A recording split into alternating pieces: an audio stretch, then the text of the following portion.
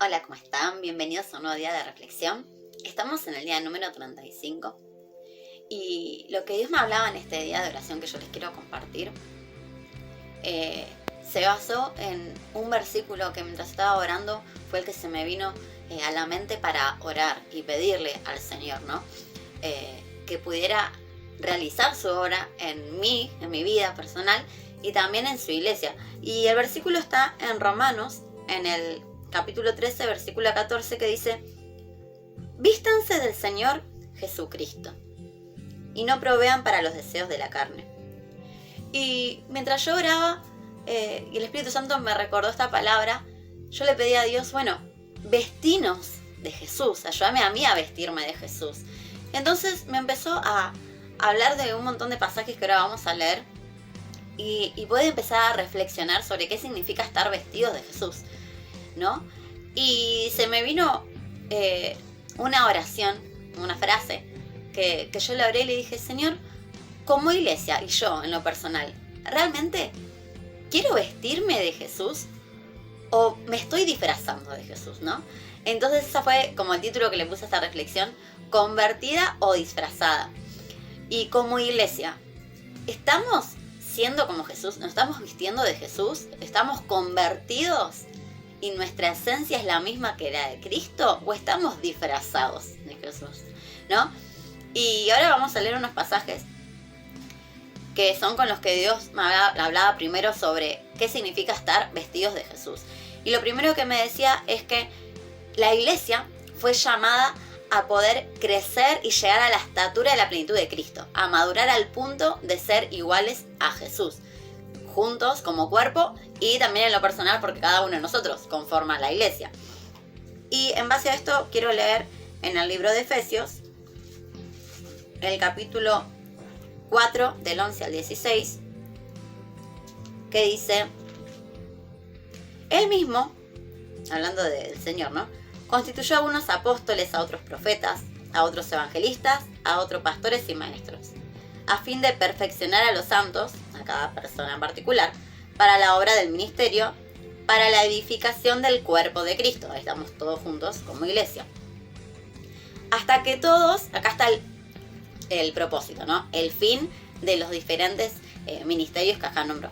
Hasta que todos lleguemos a la unidad de la fe y del conocimiento del Hijo de Dios, a un varón perfecto, a la medida de la estatura de la plenitud de Cristo, para que ya no seamos niños fluctuantes, llevados por doquiera de todo viento de doctrina, que por estratagema de hombres, para engañar, emplean con astucia las artimañas del error, sino que siguiendo la verdad en amor, crezcamos en todo aquel que es la cabeza, esto es Cristo, de quien todo el cuerpo bien concertado y unido entre sí por todas las coyunturas, que se ayudan mutuamente según la actividad propia de cada miembro, recibe su crecimiento para ir edificándose en amor.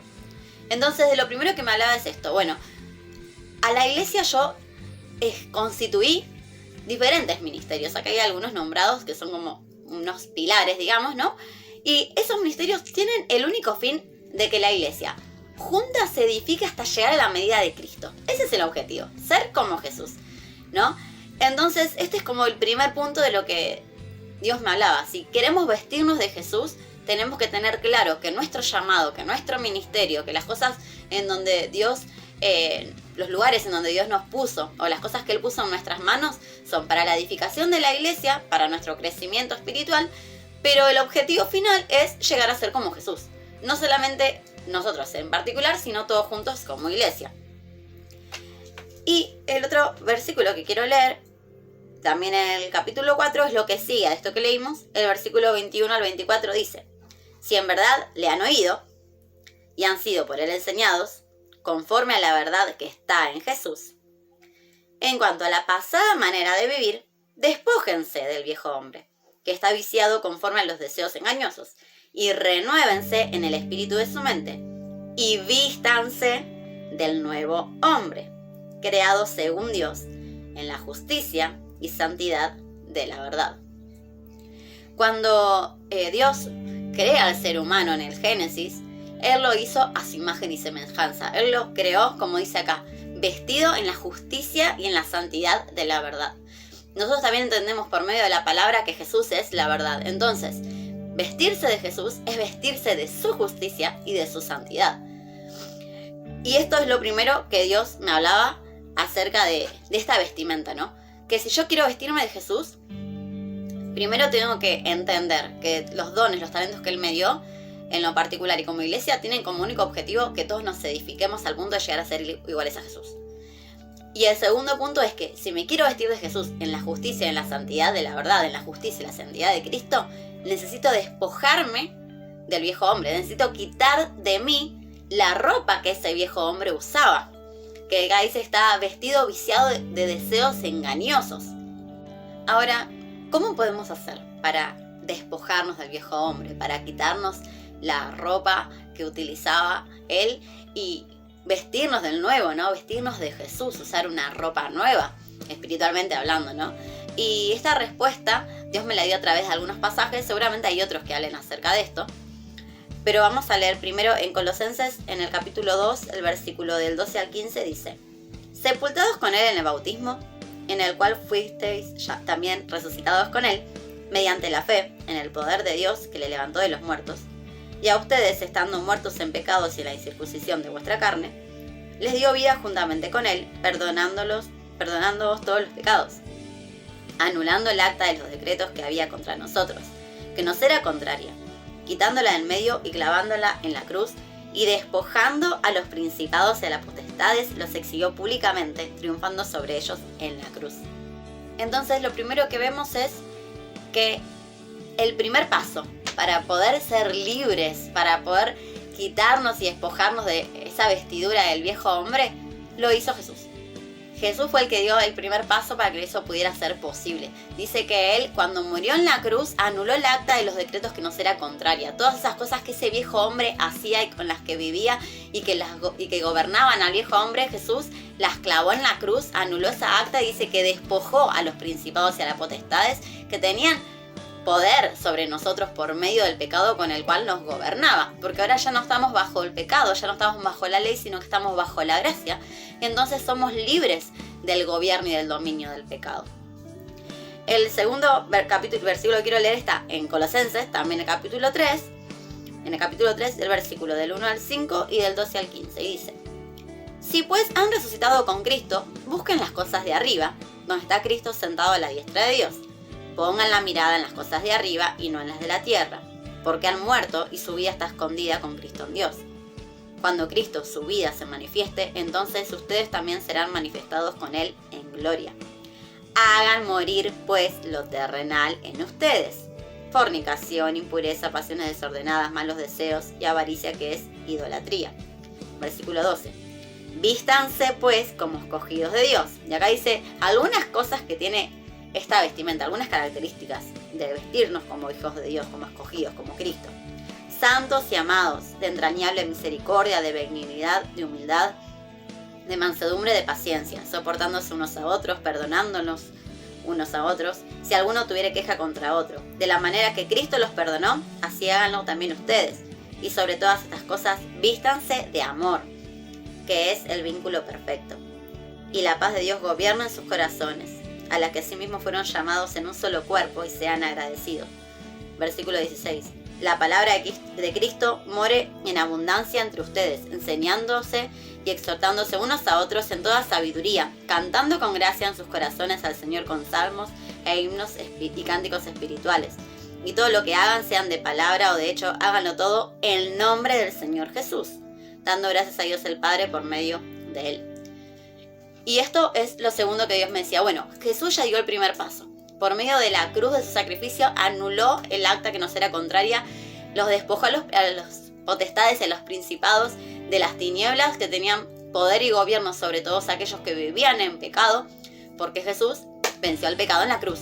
Entonces, por medio de Él tenemos libertad del pecado y podemos despojarnos del viejo hombre que vivía bajo el dominio del pecado, bajo el dominio de las tinieblas, del enemigo, básicamente, ¿no? Dice, bueno, ahora que Jesús ya hizo esto, Ahora les toca a ustedes ponerse la nueva ropa. Les toca a ustedes hacer morir las cosas terrenales, poner la mirada en lo eterno, en las cosas de arriba, en las cosas del reino de los cielos, del que ahora ustedes forman parte por medio de Cristo, hacer morir esas cosas para que puedan vestirse de estas otras cosas, ¿no?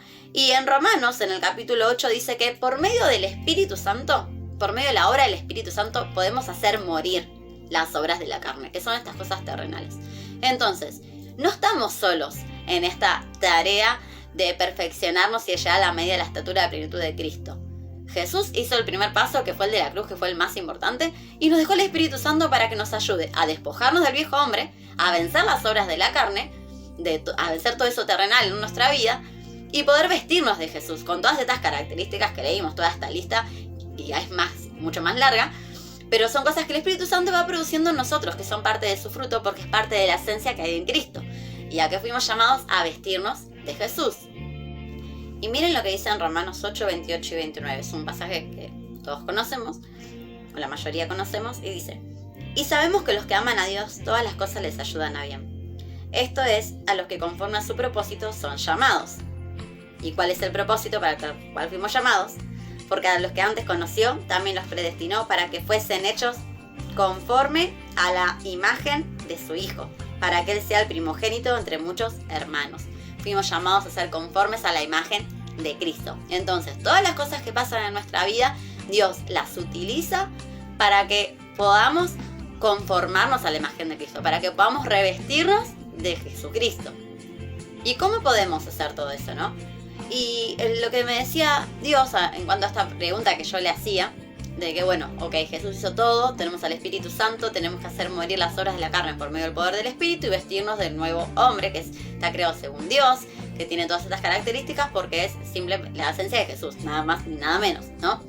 Entonces me llevaba a este pasaje que está en 1 Corintios, en el capítulo 15, el versículo 36 al 38 dice: necio, lo que tú siembras no se vivifica, sino muere antes.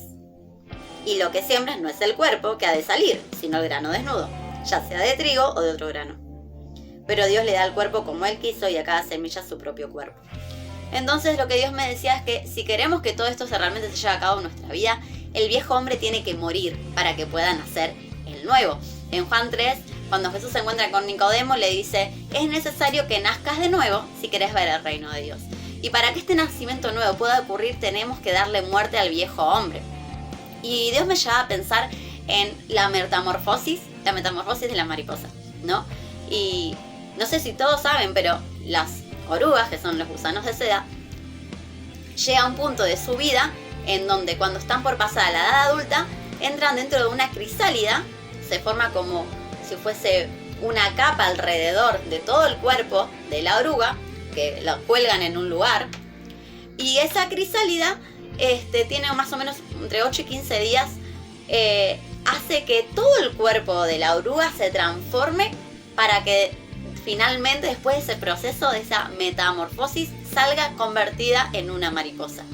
Y lo más asombroso de esta transformación no es solamente que físicamente se ve diferente una oruga, que es como un gusano, de una mariposa. Son dos cosas completamente opuestas, casi totalmente distintas. Lo más asombroso no es su aspecto físico, que uno puede notar a simple vista, sino que la metamorfosis va desde adentro hacia afuera.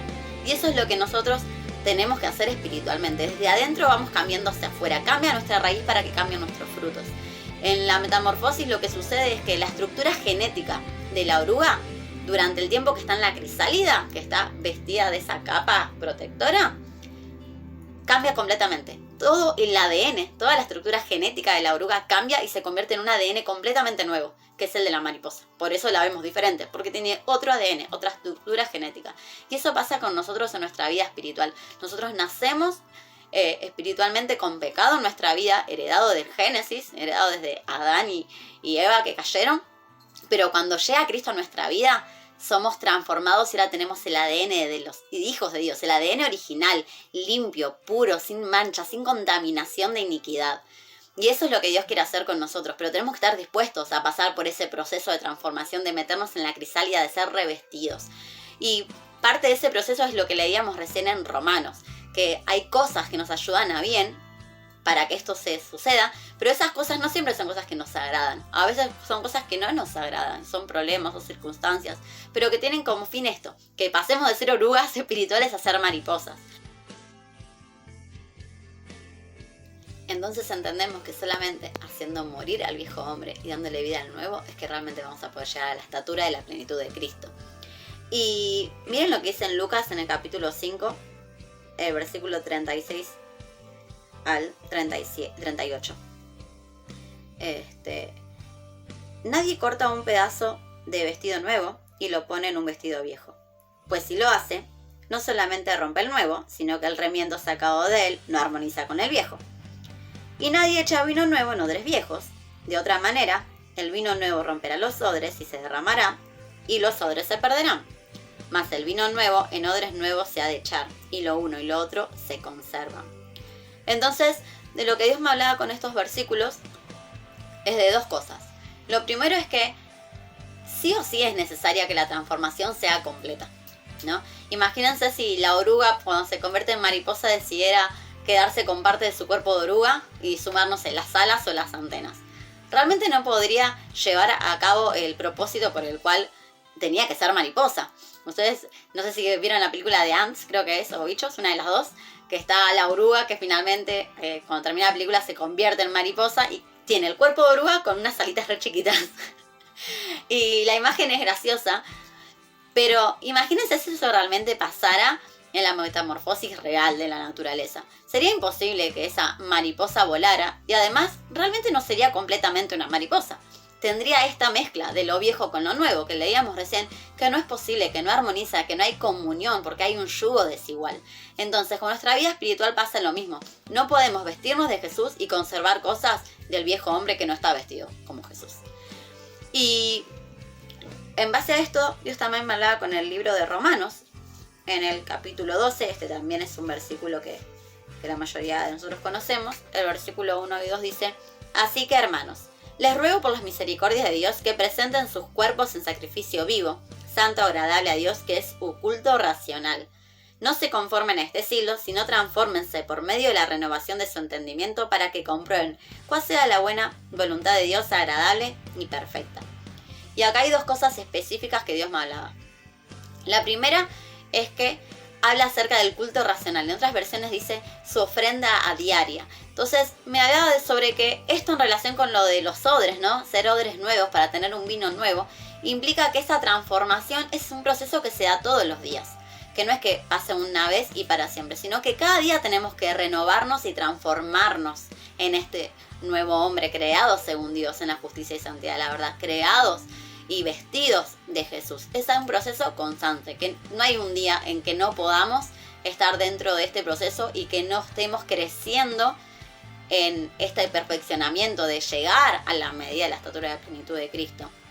Y lo segundo que me decía con este pasaje es que la manera de poder llegar a que esta transformación suceda, así como pasa con la oruga cuando está dentro de la crisálida, es a través de la renovación de nuestro entendimiento. Cada día tenemos que ir renovando nuestra manera de pensar para que podamos llegar a pensar igual que Jesús. Dice en la palabra que nosotros tenemos la mente de Cristo una vez que le entregamos nuestra vida a Él, porque el Espíritu Santo viene a morar en nosotros y es el Espíritu de Cristo. Entonces, si nuestros pensamientos se renuevan y se alinean a lo que es la mente de Cristo, que lo podemos hacer por medio del Espíritu, entonces nuestras acciones van a empezar a cambiar.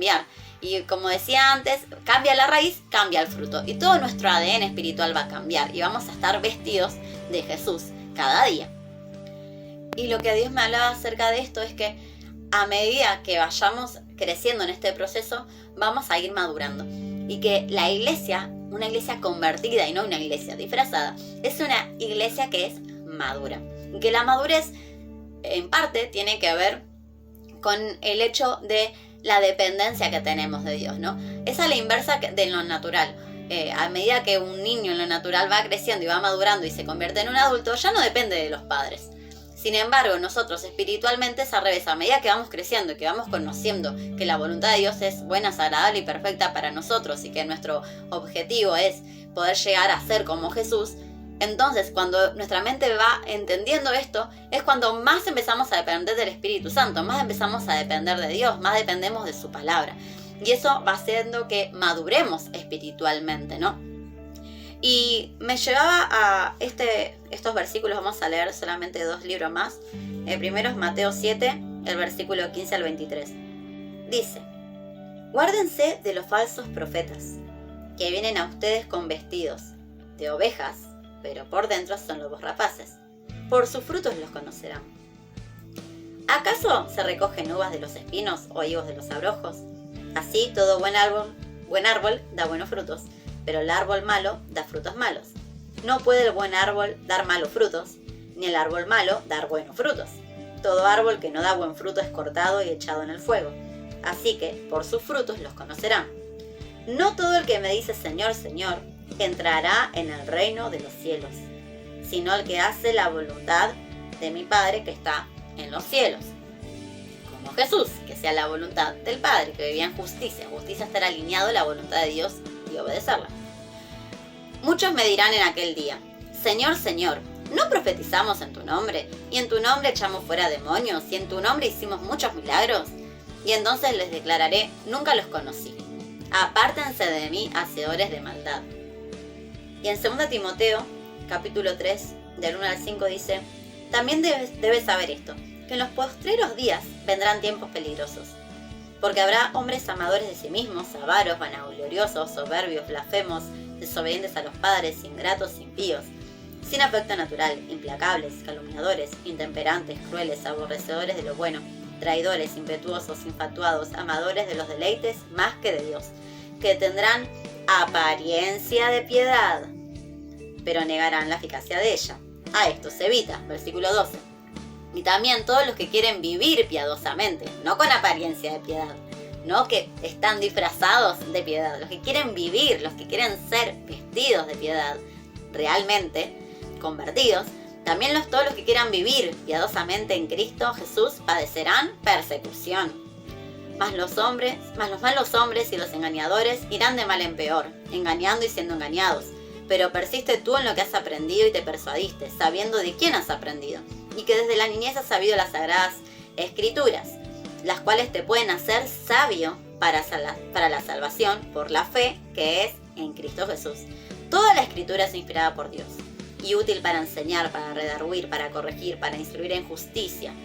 En otras versiones dice: te muestra lo que está mal y te enseña a hacer lo correcto, a fin de que el hombre de Dios sea perfecto, enteramente preparado para toda buena obra. Como leíamos antes, ¿no? Que el árbol se conoce por sus frutos, ¿no? Y que un árbol malo no puede dar buenos frutos, sino que el árbol que da buenos frutos es el buen árbol, y es por medio de la palabra. Y con estos dos pasajes yo quería terminar, ¿no? Y lo que Dios me hablaba, como decía Jesús a sus discípulos, como les advirtió, ¿no? En estos últimos tiempos se iban a levantar falsos cristos, falsos maestros, falsos profetas, lobos vestidos de oveja, personas que iban a tener apariencia de piedad, pero iban a negar la eficacia de ella.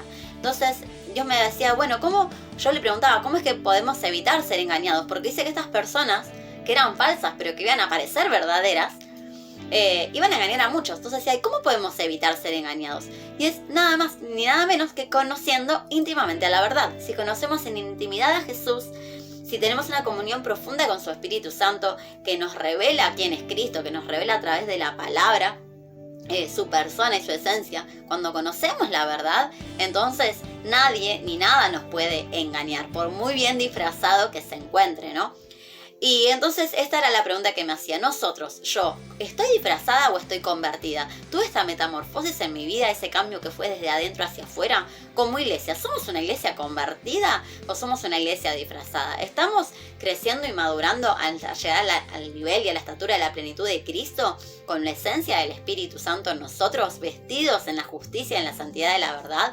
¿O es una apariencia de ovejas nada más, no? Me acordaba de una historia que había leído una vez de un escritor francés que se llama Jean-Léon Gérôme, o Jérôme, no sé bien cómo se pronuncia, si después la quieren buscar, que él escribe como una historia acerca de la verdad y la mentira. Seguramente escucharon la frase de la verdad al desnudo, ¿no? La verdad desnuda. Y viene de esta historia que él escribió. Y dice que un día la verdad y la mentira se encontraron en un río y que la mentira le dijo a la verdad, buen día, ¿cómo estás? Y dice que la verdad no confiaba en la mentira, entonces se fijó si realmente era un buen día. Entonces vio que el cielo estaba despejado, que había sol, que cantaban los pájaros, que revoloteaban las mariposas. Y dijo, bueno, sí, es un buen día. Buen día, señora mentira. Y le dijo, ¿sabes que hace mucho calor? Y como la verdad no se fiaba de la mentira, no confiaba mucho, se puso a ver si realmente hacía calor. Cuando comprobó que hacía calor, dijo, sí, es verdad, hace mucho calor.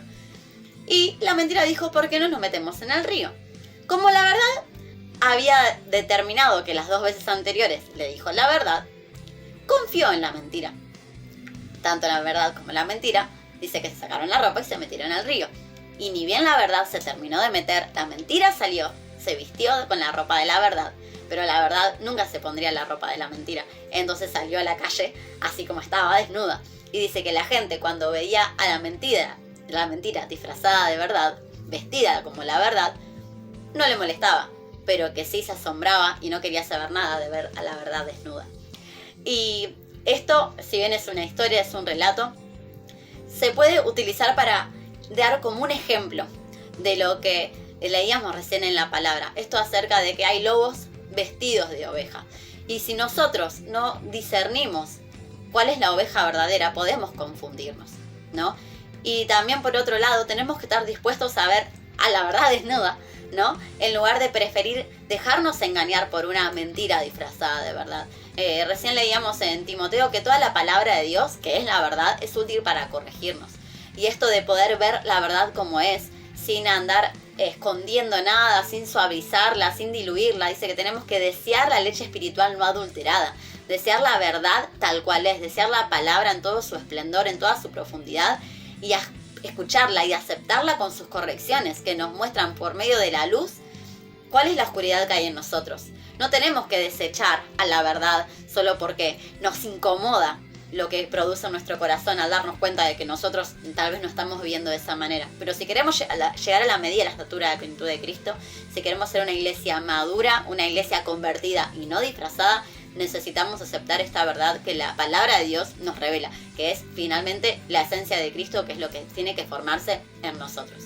Así que bueno, les dejo con esa reflexión. Espero que sea de bendición para ustedes y que puedan seguir profundizando con la guía del Espíritu Santo y que podamos juntos como iglesia llegar a la medida de la estatura de la plenitud de Cristo y ser una iglesia convertida y vestida de Jesucristo y no una iglesia disfrazada, que sea una metamorfosis completa y real espiritualmente en nuestra vida. Dios los bendiga.